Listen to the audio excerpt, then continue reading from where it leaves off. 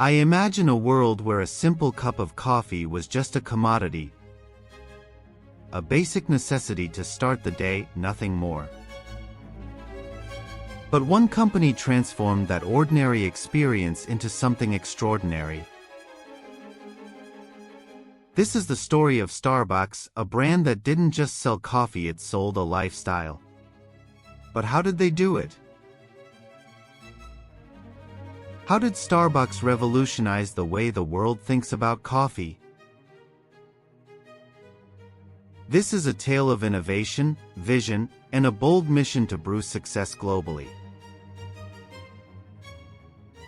The Starbucks journey began in 1971 in the bustling city of Seattle.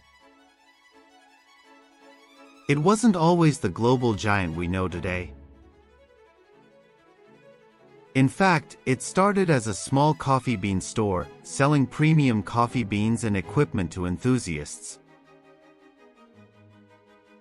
Three friends, Jerry Baldwin, Zev Siegel, and Gordon Boker,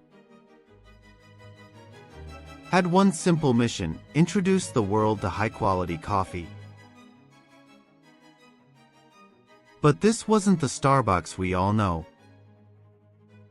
No fancy drinks, no cozy spaces to hang out, just beans and equipment. It was good, but it wasn't revolutionary.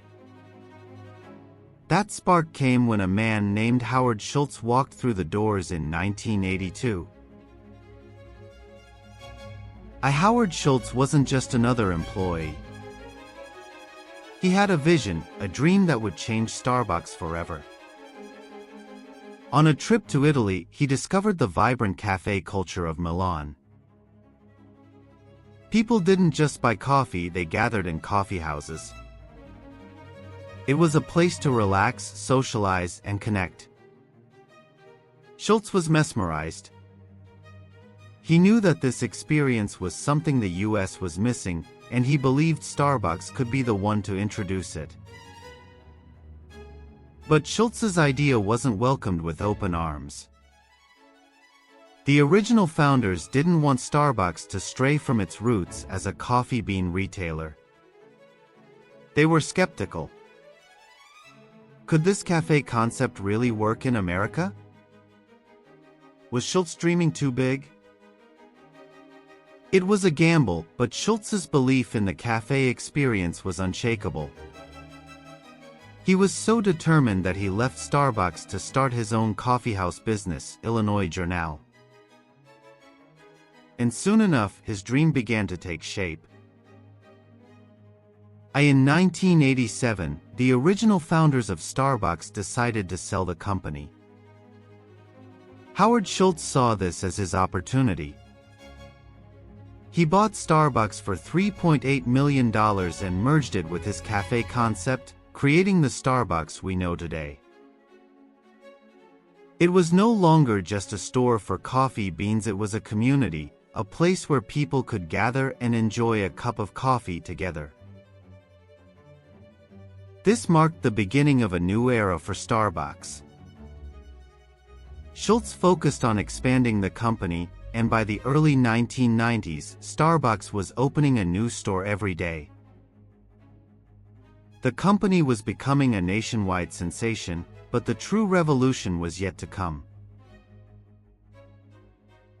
Starbucks wasn't content with conquering the US coffee market, they wanted to take their vision worldwide. In 1996, they opened their first international store in Tokyo, Japan, and it was an instant hit. Starbucks had tapped into something universal: the need for community, for connection, and for quality. And soon, their stores were popping up all over the globe. But it wasn't just about coffee anymore. Starbucks was selling more than just a product, they were selling an experience, a sense of belonging. And that experience was something people around the world craved. However, not all was smooth sailing. By the mid-2000s, Starbucks faced serious challenges: over expansion, growing competition, and declining quality. The brand that had once stood for innovation was losing its way. But Howard Schultz wasn't ready to give up. In 2008, he returned as CEO to restore the magic that had made Starbucks great. Schultz immediately set to work, closing underperforming stores, refocusing on the customer experience, and reigniting the company's original vision. His leadership brought Starbucks back from the brink and set the stage for its continued growth, now stronger than ever.